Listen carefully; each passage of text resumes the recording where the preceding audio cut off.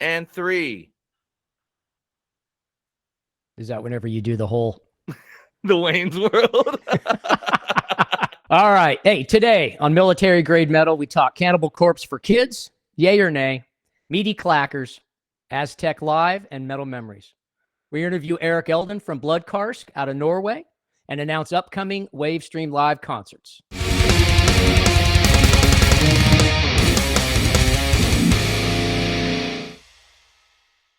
Welcome to MGM, brought to you by the Wave Audio Production Studio and Wavestream Live, where we present live concerts. Here on MGM, we talk all things metal, all things dad, all things military metal dad. First off, I will not apologize for the random kids who want their 15 seconds of fame or just want to be shitheads. This is part of the show. We will not edit that. So, Mark, hit it. But we want to send it out to each and every one of you for coming out. Keep supporting metal. All-time favorite. All-time favorite. Unbelievable.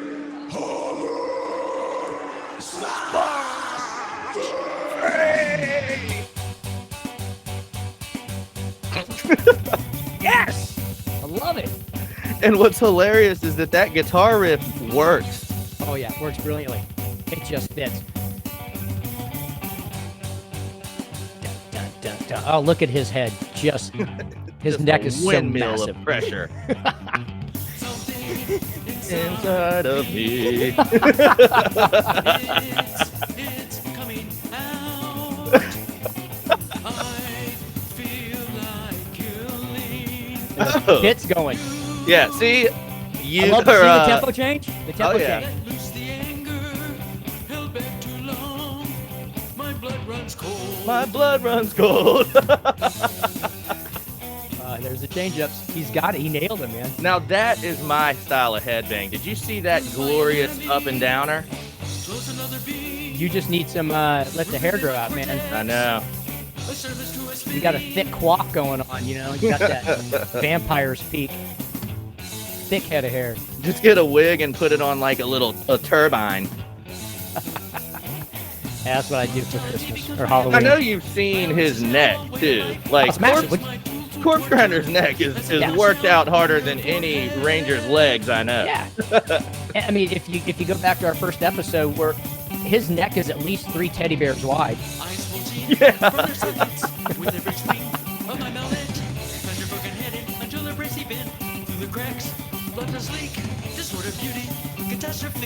And you nailed it on the somewhat kid friendly. Yeah. Oh, it's kid friendly. If you drop F-bombs and you do it with a smile, you're good.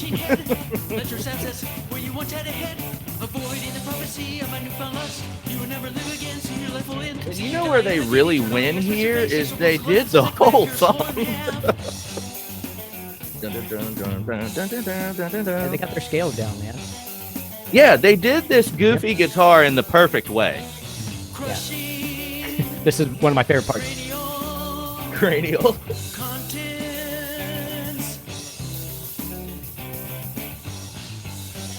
Yeah, cranial contents, but it gets pretty intense. I just love the way it finishes. I love how it even, well, until right there, the drummer looked like he was synced too.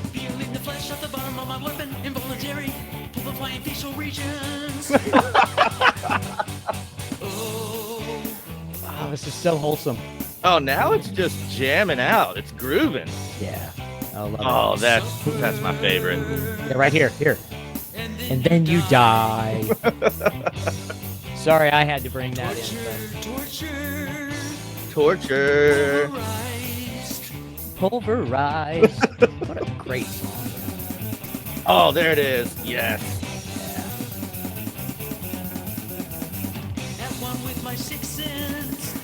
Oh, what a great song. Yep. Ladies and gentlemen, 4 minutes of your life is just wasted listening to us watch this video. You know what? I honestly felt like that it was going to be that way. Like it was going to feel like 4 wasted minutes. Yeah. But to be completely honest, I enjoyed those 4 minutes. I'm fulfilled right now. In fact, my kids were in the background like headbanging too, right? So yeah, I should have lined them up behind me and just let them do their, headbanging. But maybe next time.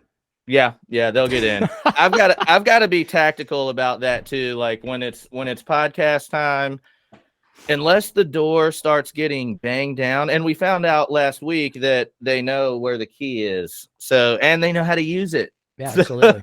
So we're going into DEF CON 2.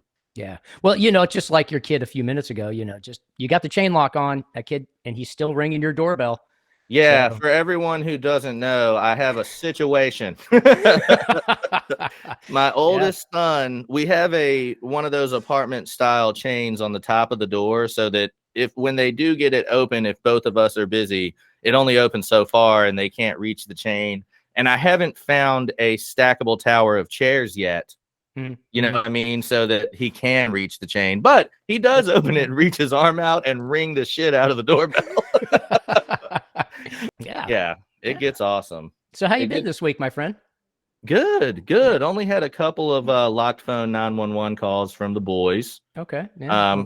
So better than average. Yeah, work, right? Yeah. We still got lots of good news on a bunch of other fronts. I know this was coming up later on in the show, but we've got some news on the Wavestream Live front. Should I tell them about the surprise? Yeah, let's hit it. Okay. All right. So last week, Rhett was talking about his influences, and Exodus came up.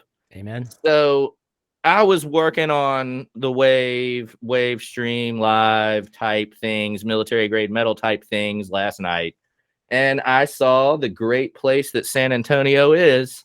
Yeah. That Exodus is coming through on February 10th to the new Techport Arena with Anthrax and Black Label Society. So not only are we going to cover that, I don't know that Rhett is going to be able to fly in for it, but I'll cover it and we will at least commentate. We also got 2 extra tickets. So as you all know, we have our first Wavestream Live coming up with Lone Star Massacre at War Drum Studios in Universal City. The inside only has a few tickets left, but in order to kind of get those out of the way so we can focus on the stream, we want to incentivize everybody a little bit. So those that have already purchased tickets to the inside, you are automatically in the drawing for 2 tickets to Exodus, Anthrax, and Black Label Society, courtesy of Military Grade Metal. The winners will be announced and chosen at the show, and then the day of the Anthrax show, I'll meet everybody at the front.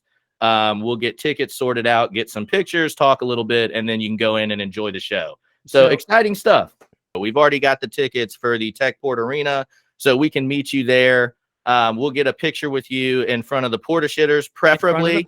In front of the porta shitters. That has to happen. So there's got to be a picture of the porta shitters and the Techport Arena behind. So yes, that is going to be our military thing. And then if there are absolutely no porta shitters, we are going to find the closest restroom and get a pic in front of that. So it still resembles, it has that same story. Then if that's the case, then I need you to bring a picture of the best Chuck Norris quote you can find and tape it to the wall next to the bathroom. Okay. And then that will replicate a porta shitter, because anyone that served in the military, whether you deployed or not, completely get the porta shitter thing.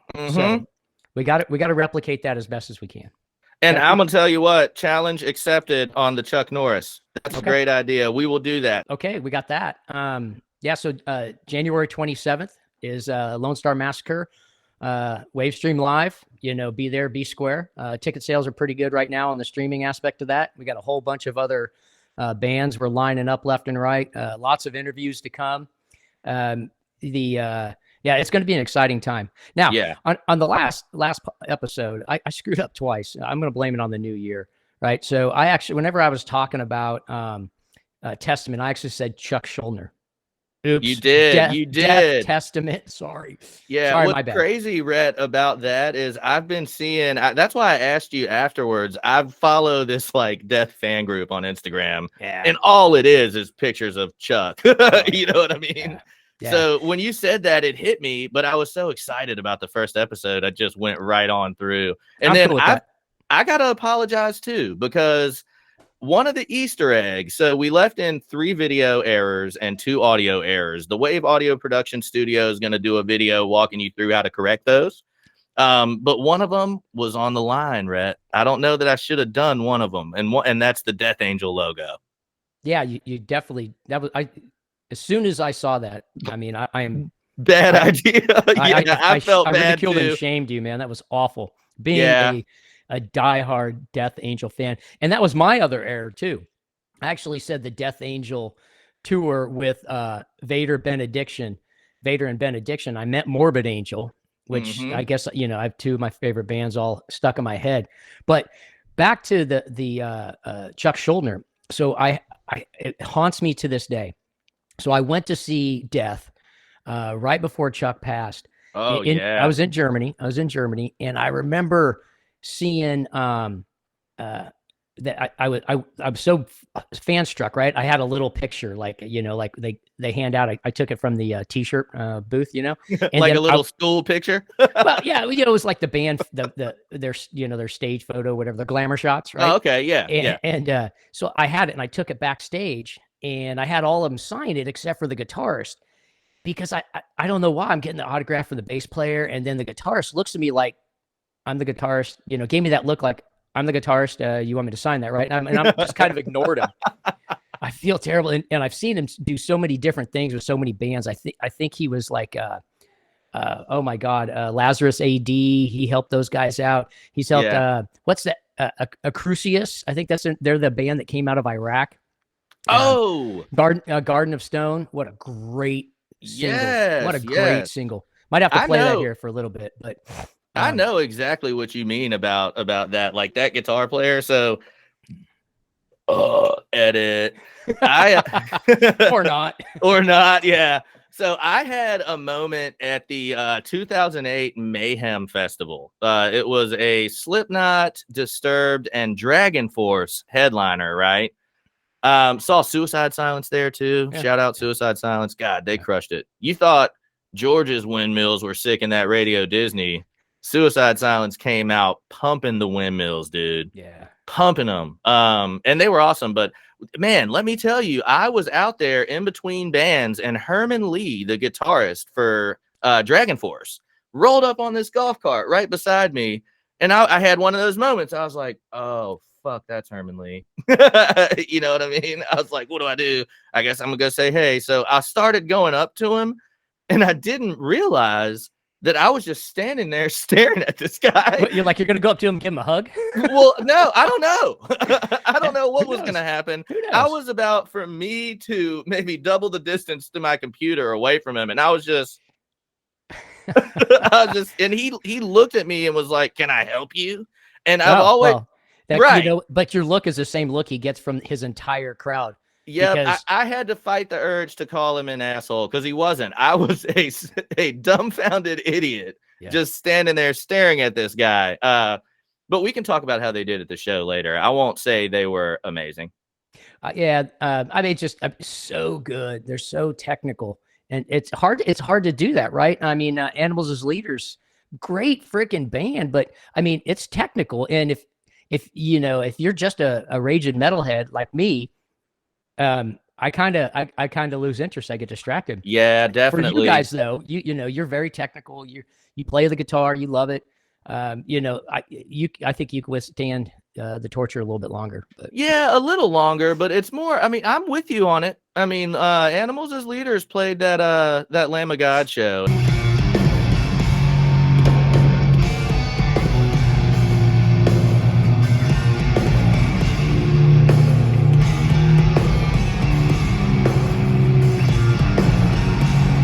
And I have kind of a thing about them because back in the day, we threw a show at the Elon Ruritan Club right down the street from my house. And Tosin Abasi was the guitarist in a band called Reflux at that time. So Reflux was on the bill. And I remember watching Tosin, like he set up his loop station. His big thing is being like a multi-person guitarist with just him. He plays something, he'll loop it back on his loop station, and then he plays over it. It's amazing. That's awesome. On the non-metal side, Ed Sheeran does that too. Don't bash me for knowing that. But yeah, he definitely does. Man. Loop stations are nuts. But I'm with you in that whole show, the crowd was rocking hard, dude. I mean, it was a great show. But when Animals as Leaders was playing, it was more of a spectacle. It was more of my cell phone is out. You could look down in the floor, and there was no movement. You know what I mean? It was more of being awe-stricken at the technicality of all the guitar riffs and shit like that. Great show. Just it's a taste. It's a taste. I get it. You know, the when Unleash the Archers opened up for Dragon Force. Oh, that sounds like a stolen show to me. Yeah, Brittany Slay is. I love her. I love Unleash the Archers. That's the bumper sticker I got on my truck. Is Unleash the Archers, right? It's just awesome. Like, you know, I bought that bumper sticker and a shirt and a zip hoodie from the band website because I try to buy. I gotta wear clothes anyway, so I might as well, wear. I do that support too. Bands. I like to when I can, you know what I mean. I like to go directly to the source and get merch there. So I'm with you there. Yeah, it makes you a label whore, is what you are. Yeah, it does. But I'm a label whore, and I love it.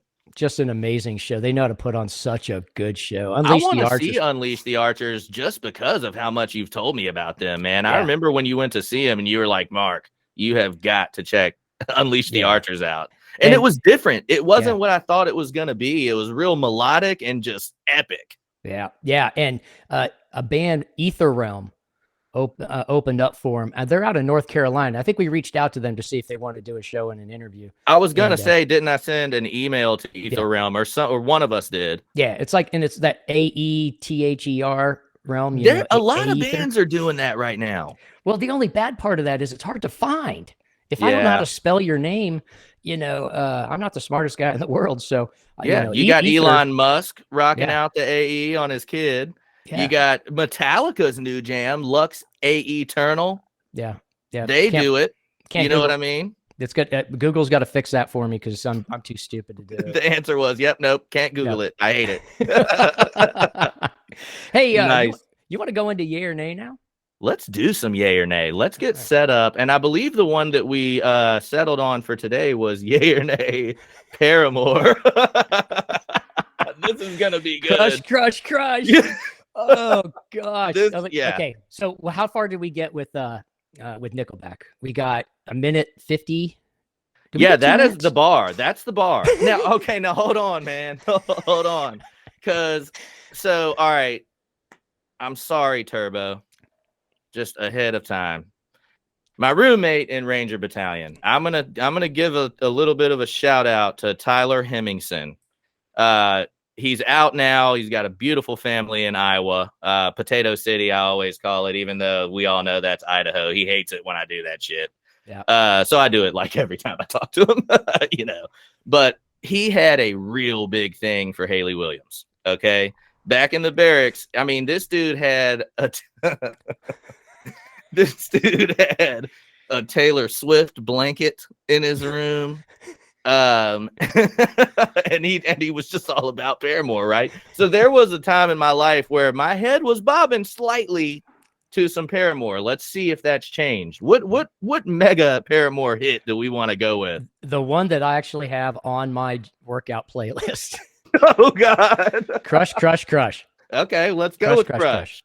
Yeah. So I'm gonna get us some Crush pulled up here. We're gonna reshare it out. All right, so we got some Crush pulled up here. Let's get this tab shared out. It's hard to even just believe I'm saying those words. Yeah. Well, we did get a lot of commentary back or feedback back about going to Nickelback right away. So we're stubborn as all shit. So well, and it's being mixed with the best genre for stubborn assholes like us. Yeah, and the not so best genre. With that, go ahead and play this. On to some Crush. That was we got enough. We're good. That was a genuine fuck up. Yeah, that's okay, man. Don't worry about it. We're good. We didn't beat the bar. I know. Cut. I know. All right. I'm sorry, Paramore. And it was my fault we didn't beat the bar. Yeah. But I'm sorry because I feel like we would have beat the bar. Well, we could have beat the bar, but you had a lipper and a big old giant Minute Maid carton that you were spitting into. That for some reason you feel that you had to cut out. But okay, I know. Yeah, just I awful. Know. So hey, what are you going with? Paramore, yay or nay? Oh, I'm going nay. You're going nay? I'm going nay. Hey, guitar, cool. Yes, Yeah. it's on my playlist, but I got some Donna Summer on there too. So Yeah. I play ABBA. Yep. Yep. You know what? I'm gonna agree with you. Okay. Okay. And I think the picture on the screen right now explains it all. And again, it's like it's not like I'm not going to ever listen to it and like it, but for the military grade metal podcast, I got to go nay, because one thing in this day and age that just oils my canvas, right, is that emo haircut, dude. Yeah, I mean, these guys, they try with their outfits and their hair. They tried to go Infinite Annihilator, and They missed the mark. They would have been annihilated. Yeah, they would have been annihilated. Because that Infinite Annihilator video you played in the last podcast was, I can't stop laughing, and I can't stop showing everybody. It was funny. It was epic, and you're right. This is more of that grungy business guy look, like Green Day tries to pull off, Yeah. But Infinite Annihilator just did it with such class. Yeah. Oh yeah, absolutely. And Green Day is going to be a yay or nay. Maybe, I don't know. That's going to be tough too, because I think everybody's had their phase in life where a little bit of Green Day was playing, Yeah.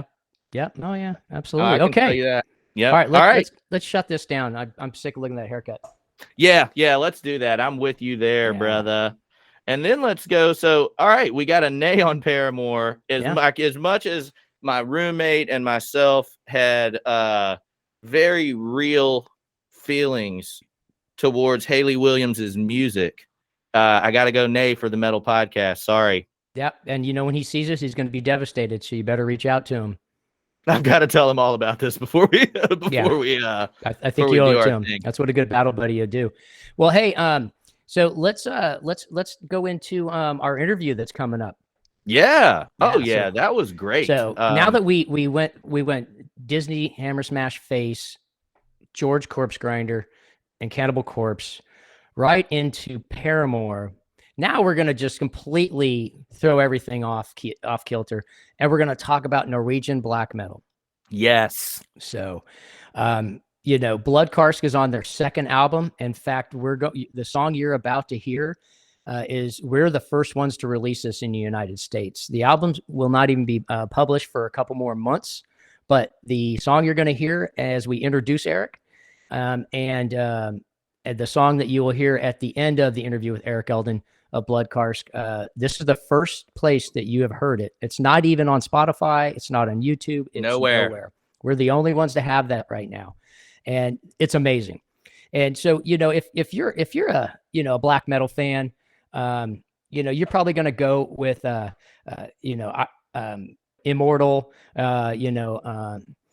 Enslaved, Bathory, and you'll see Eric is a huge Bathory fan. Yes. And so, I've spent some time over in Norway. My godsons are Norwegian, right? So I go over there quite often and get to experience the metal scene in, all the way up in Bardufoss up in the north, in Oslo.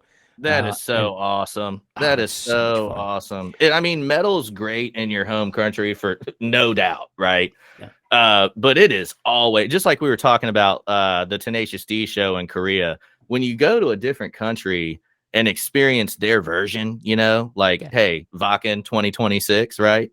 Yep. It's just so sick. Can you put up a Wacken 2026 emblem right here where I'm shaking my hand? There we go. I like that. Good job, bud. Great. Yes, awesome. Wacken 2026. We're going to be there. That is going to be epic. That is going to be epic. Yeah. But yeah, dude, that interview with Eric was really good. And I think I'm so glad that you introduced me to him, because one, he fits right into our metal podcast. Right in. If black metal, we even talked for a little bit in the interview about that Halls commercial where the black metal band is jamming out and then they eat some Halls and they're like, oh. Yeah, that's going to be pretty cool. So we're going to cut it over to BlodKarsk. And do you remember the name of the first track that we're going to play here is Syndafell from their new album, Yarpi. So take it away.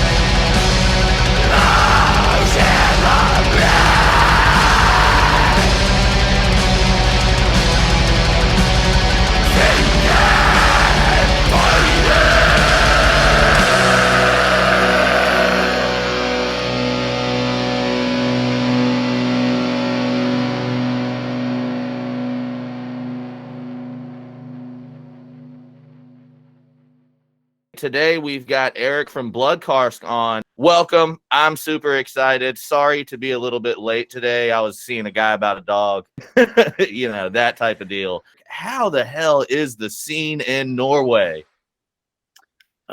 It's kind of a big black metal scene. Not so much heavy metal, speed metal, thrash metal, but Yeah.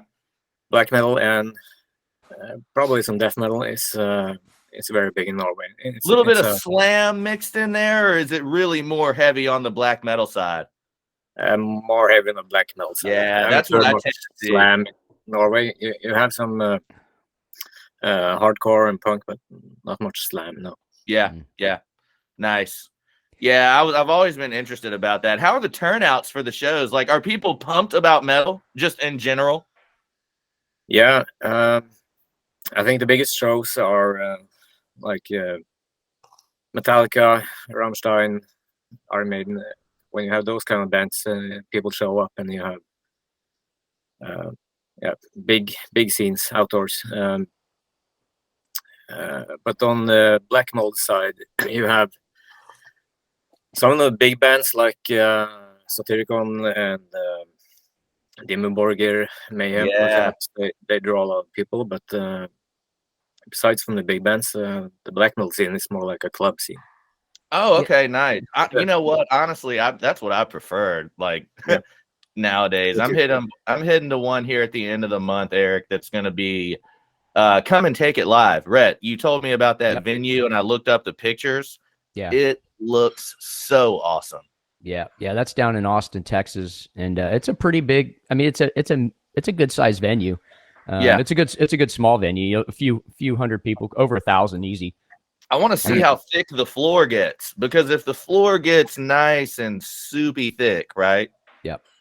They have a balcony. Yeah. and you know, as we get older, it gets harder to be in the mosh pit for the entire concert. me and Red are up there just screaming, and someone's like, "Get in the mosh." We're like, "Nah." Yeah, we're good. Yeah, we can't do that. I'm getting too old for that. How do the crowds react there whenever you guys are playing? Yeah, is it a big mosh scene or? No, we have only had 2 shows. Both of them were in Trondheim this autumn, and I think we had a little bit over 50 people in the crowd both times, but there were small scenes, small venues, so it was a good reception for the.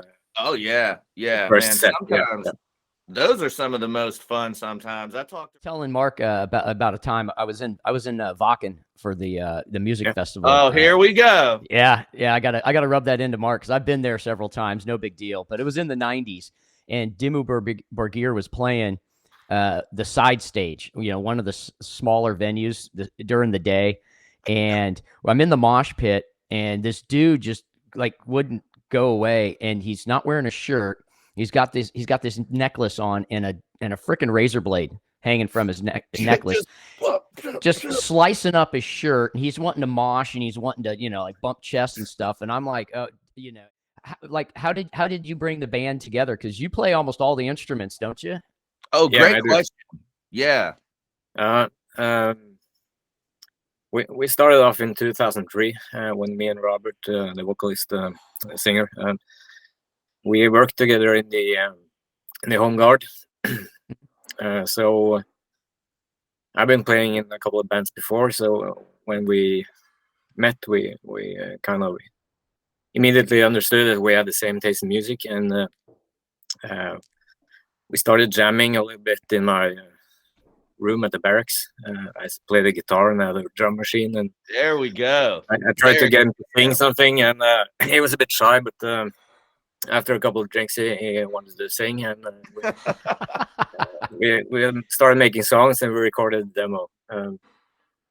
But after that 1 year, in 2003, 2004, in the Home Guard, I went to the military academy, and the distance was too big that we could continue doing this thing. So we kind of drifted apart. You could say, not mentally but physically. Yeah. Because I started working in Setermoen, which is close to Bardufoss, and Way up north. Yeah. too far away. But we kind of sensed that people wanted to hear more. We got more and more requests through the years with people wanting to know what's happening with BlodKarsk. You only release a demo and there's nothing more. So Eric, was it soldiers, like Norwegian soldiers wanted to hear more, or just a hodgepodge of both? and both actually, soldiers and people close to the soldiers. It seems like all I even know about Norway is death metal, or is black metal. Black right? metal, yeah, not death metal, Yeah. black metal. Yeah, Yeah, because and you live in Elverum, right? And that's the home of your the Norwegian Special Forces. Are headquartered there. Okay. And so going into the Viking bar there a couple of times on base, and doing a send off from my buddy, and your gym, you got the gym there is pretty epic, and it's just a different style of music that's being played in the gym, right? Just because of that scene. Black metal gym. Yeah, it's probably changed a little bit the last few years because the kids today, they listen to other kinds of music. But when I worked there was only metal. Yeah, absolutely. Yeah. Now, so what are some of your guys' biggest influences as you guys are as you're forming up? And like you said, you and your buddy have you have the same style in music. So who are your big influencers? Yeah, I think most of the bands we are influenced by are from the Norwegian scene, bands we grew up with, and probably bands we have met a few times and we know them. But I think if you listen to music, I think the most kind of prominent influences are Vindir, Bathory, like my shirt here. Yeah. We have also listened a lot to Kolbrand, Bursum, Djevel, and Mayhem, Emperor, Enslaved, all those bands. But Enslaved. I wouldn't say that we have a very special influence anywhere. It's mostly more like a big pot of stew with all those bands in it. And but Vinternaut, you did some transitions in there, with the drum, your snares, and just the transitions alone were really impressive in Vinternaut. Are you playing those, or are you programming drums? How are you doing that, Eric? No, we have a drummer. He's called Andreas. Because when me and Robert started up again in 2021, I just called him and said we need to start BlodKarsk again, and I knew that we needed to have a drummer. I don't want to release lots of albums with a drum machine. That's just stupid. So we tried to find a drummer, and I called a couple of friends from way back, which I know are really decent drummers. But they all of them said that I don't have the time. I need to build a new house. I need to move, something like that. So I just stopped calling the old friends, and I started searching on the web to find someone who really wanted to play drums, and I could just put them into a band. So I found one immediately that was called Andreas. He was 21 years old, a lot younger than us, but he's a machine on drums. So he probably got them super fast feet. Yeah, so he basically he doesn't do anything else but play drums. So it's perfect for us. He was a really good drummer. So he's done a lot of work on the new album to get those transitions right, and to try to improve my tracks even more. I really appreciate it. Any last closing comments you want to anything you want to bring out? No, not really. Great talking to you guys. I hope we can catch up later and maybe do some live streaming. So, Oh, we are absolutely. You know what, Eric? I'll tell you this: the second that Rhett and I have a handle on the remote live stream, I think. But I'd like to just go ahead and plan for BlodKarsk to be the first remote one.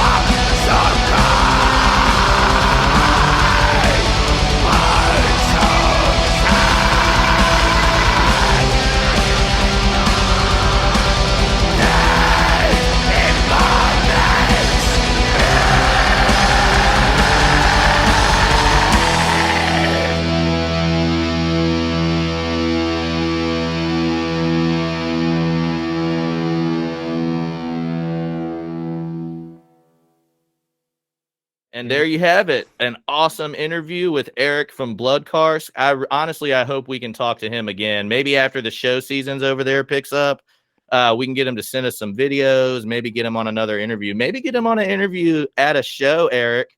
Yep. And remember, he did say that he's willing to do a remote live stream.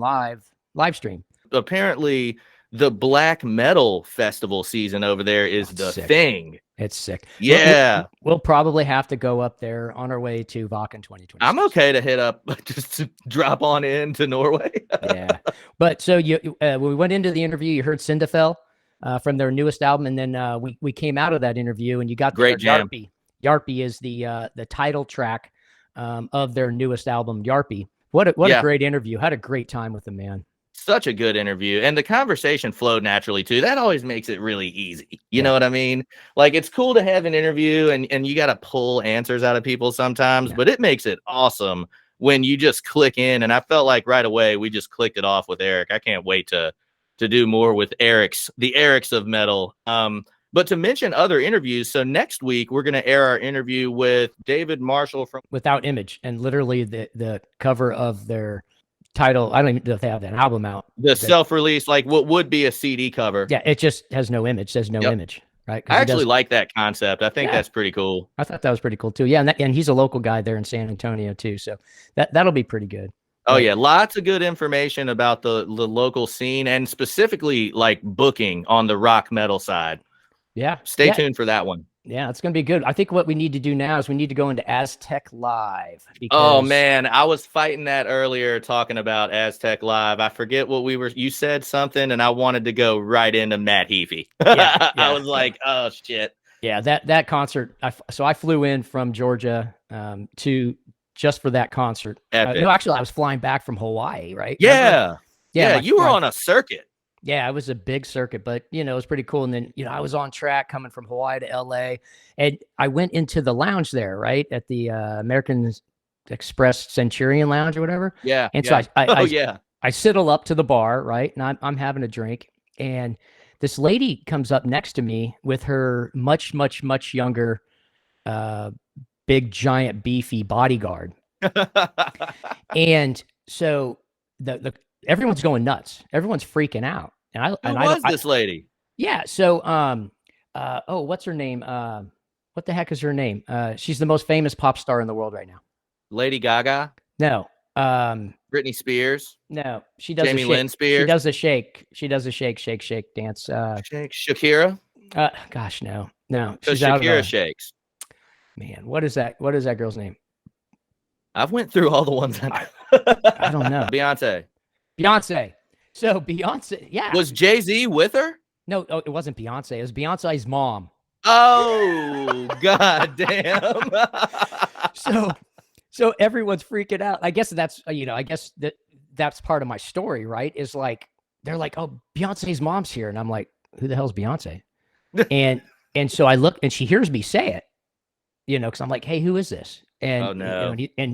They're freaking out behind the bar. The bar back's like, it's Beyonce's mom. And she looks at me and I'm like, sorry, I don't know who you are. You want to do a shot?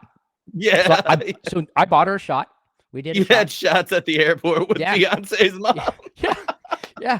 No kid. No lie. There's got to be someone out there who was total fanboy or girl for Beyonce, who was taking pictures of Beyonce's mom, and you also happen to listen to metal and is watching this podcast right now, please send pictures of me doing a shot with Beyonce's mom. Yes, I would also love to see those. Yeah. Yeah. Because let me tell you, one thing I know about Rhett is he loves to get shots for people. Yeah, I will buy you shots because you know what? You're funnier when I'm drunk. So because you deserve it. Yeah, and you are, man. Hey, man, it's okay. Every pretty girl deserves to go to a ball. Yeah, it's awesome. I had such a good time, and we made some small talk for a while, and she's like, "Hey, thanks for being." That is wild, man. Yeah, but but she had this entourage of fans just chasing her everywhere she went, even in the lounge. So yeah, and the lounge is a place you're supposed to go get some peace and quiet. But anyway, so I was in LA. I had that experience, and then I went to my red eye flight, and it's not good whenever the pilot, who looks like he's been flying planes for a good 60 years, says, yeah, ladies and gentlemen, something broke on the plane, something I've never seen in my entire life. Oh, no, not for me. And so he's like, okay, I'm going to fix that. And so then of course we're delayed. And now I'm calling, trying to get my flight changed because I got to fly into Atlanta. I'm going to miss my flight to San Antonio. I had a nice 3-hour layover. Everything was perfect till that happened. And then I go to, thank you, dear. And then I go to, I'm on the phone and I'm like, hey, fix, right? And so they're like, okay, hold on. We got to get you to another person. I can't change this schedule. So then I'm on the plane, I'm taxiing, and I got like 7 minutes left. And as we're taking off, I'm probably violating FAA regulations here. As we're taking off, the lady answers. I said, I only got like 10 seconds. I'm literally taking off right now. You can hear the engines in the background. Get me on the 11 o'clock flight to San Antonio. I'm currently booked for the 8 o'clock flight. Ignore my flight to Augusta. Just get me on the flight to San Antonio. Because I had double booked a couple of flights. Because I didn't know which way I was going to go with the weather and everything. So, it was weird weather at that time of the year too. I'm going to tell you, I'm just glad that you made it because that ended up being such an awesome night, man. Yeah. Such an awesome night. Even the Uber drivers were cool. Yeah. I'm going to, you know what? So awesome. Let's run it, dude. Yeah. So Chemist, right? Yeah. Chemist kicked off that show. And I remember you telling me about them and they were a little slower, a little heavier and sludgier, right? A little grungier. And I listened to a few of their jams and it was good. It was exactly what I would have expected to go in there, have my first couple of beers and just really get jamming. You know what I mean? Right. But when we got there, man, they really crushed it. Check it out.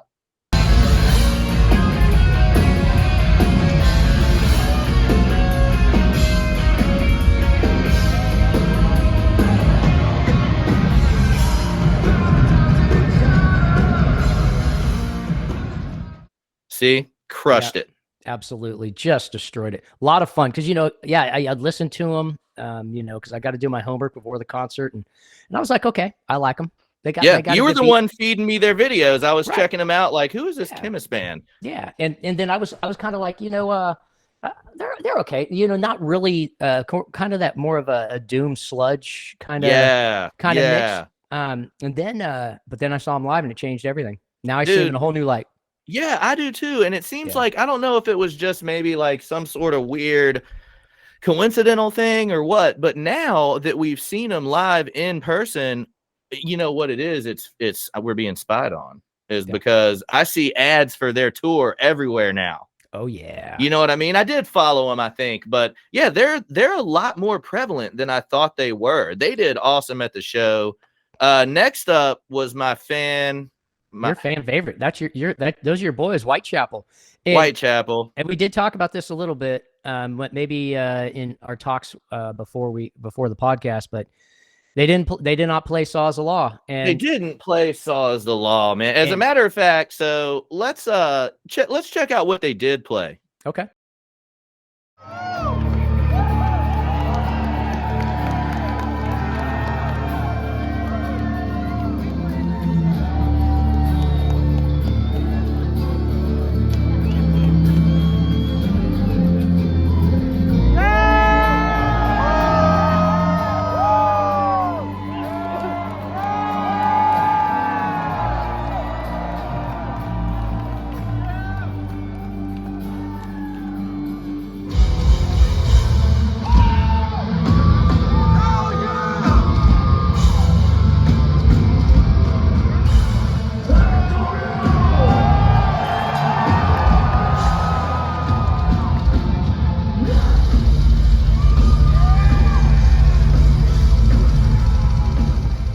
Their show was really focused on their newer album, which is fucking fine, right? It's fine. Are you laughing or crying right now? Both. So, I mean, but it sounded great. They did great. I do want to touch on two things, man. So the first thing that is on me, right, is that I didn't realize that they had 3 guitar players. Yeah. I didn't realize that. Now, it sounded phenomenal. Okay. The Yep. three guitars in the mix in the theater sounded phenomenal, Mhm. but it was just enough. It was just off-putting enough for me to also have the second thing, which was their whole new album being played. Yeah. That just really made it a for me, you know. I would love to catch them again. Just not a fan of that one particular performance. Yeah, I get it. But, you know, I also kind of set you up for failure on that one, right? Because I'm sending you these videos they opened up for Cannibal Corpse. And I'm in the mosh pit. And you can see my picture on, I think it's my picture on Metal Dad's Be Like, where I'm wearing I got my beanie on and I got my metal vest. Oh, From, that you know, vest is my badass. patch jacket from high school. I still wear it all the time. And, Oh, yeah. you know, I'm wearing that, and I'm sending him videos all night about, you know, the Saw is the Law and all these. Just the mosh pit was insane. But remember, they're opening up for Cannibal Corpse. They're playing to a different crowd, right? Yep. So I told you all about it, showed you all that stuff, and threw you out there, you know, like no clothes on, right behind the spotlight on stage, right? You threw me out there like a witch's titty in a brass bra. Yeah, you're just like, what's going? I don't even know what that means. What does that even mean? I think it has something to do with the cold, actually. It makes no sense. Yeah, It makes absolutely no sense to me. But okay, so then you know, let's talk Between the Buried and Me, because another surprise, right?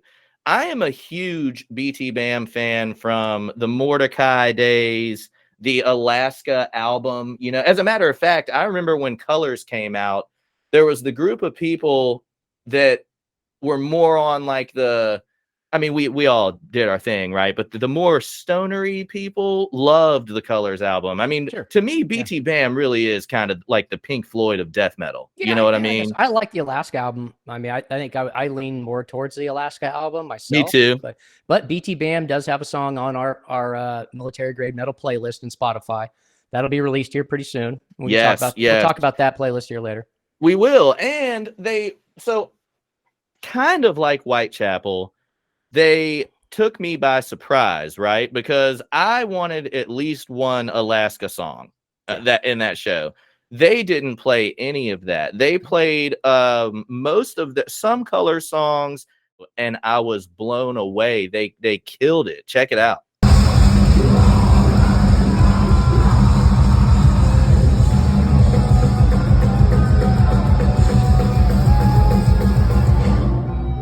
Absolutely killed it. Yeah, I mean, it was just, it was awesome. And I think so. It was a roller coaster. It was like Chemist came on. We were like, ooh, you know what I mean? And then Whitechapel came on, and we were like, beers.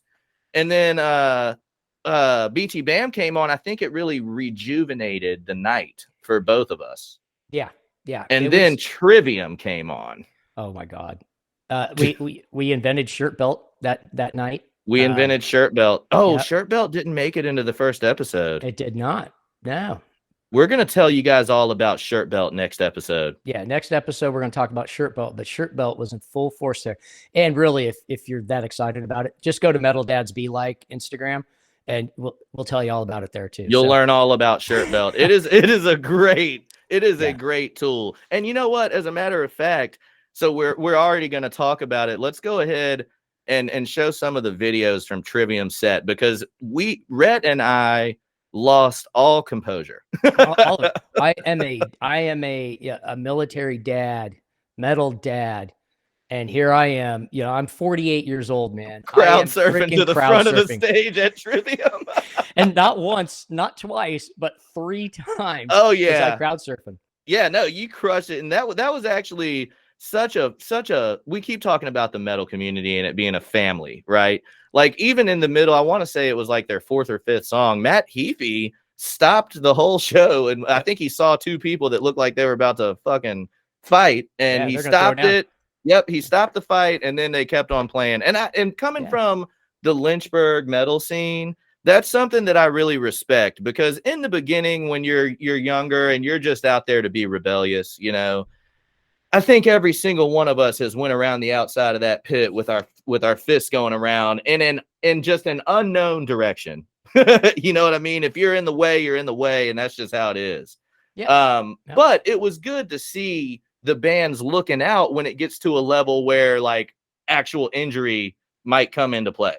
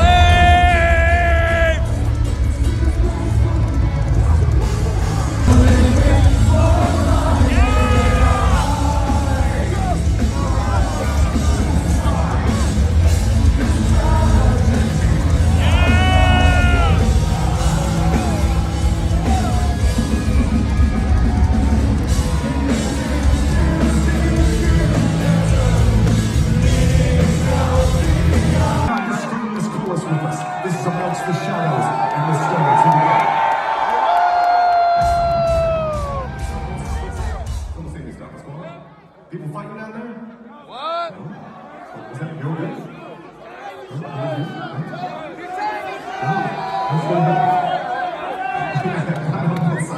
Ready? Let's go. Alright, good. Because we never let anyone to have any fights, man. I'm used to breaking up my 22-year-olds fighting and shit, so I'm used to it. I see something right now. There's a bunch of shadows and someone screaming this shit.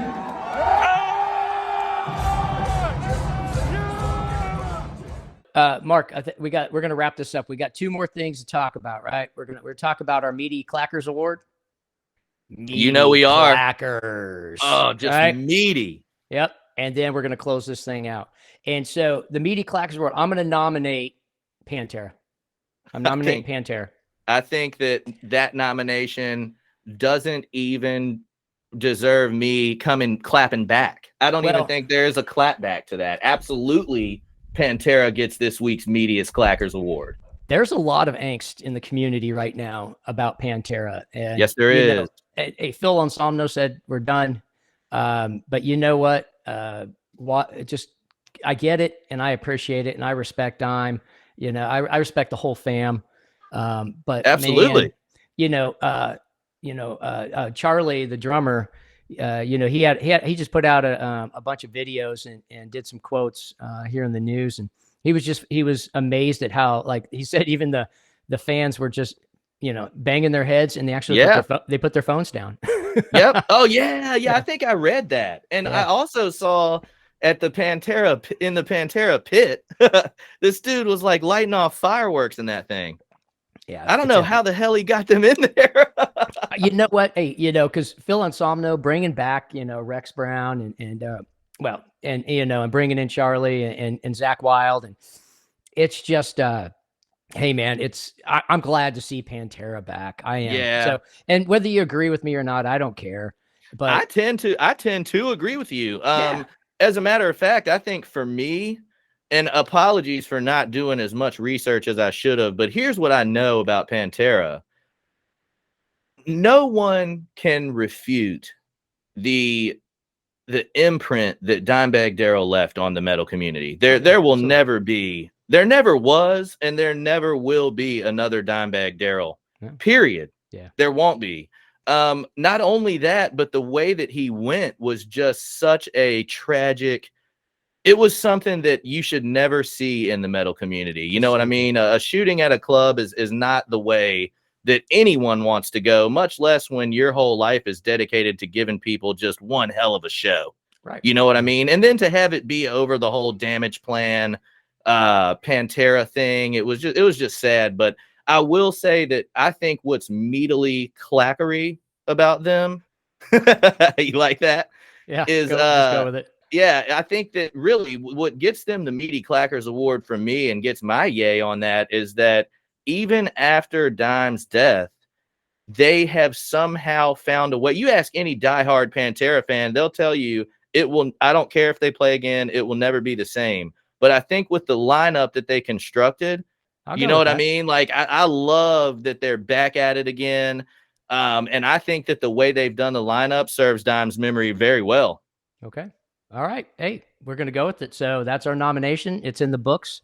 So it's in the annals of history. And congratulations, Pantera. You've got the meatiest clackers. Presented to you by military grade metal. Yeah.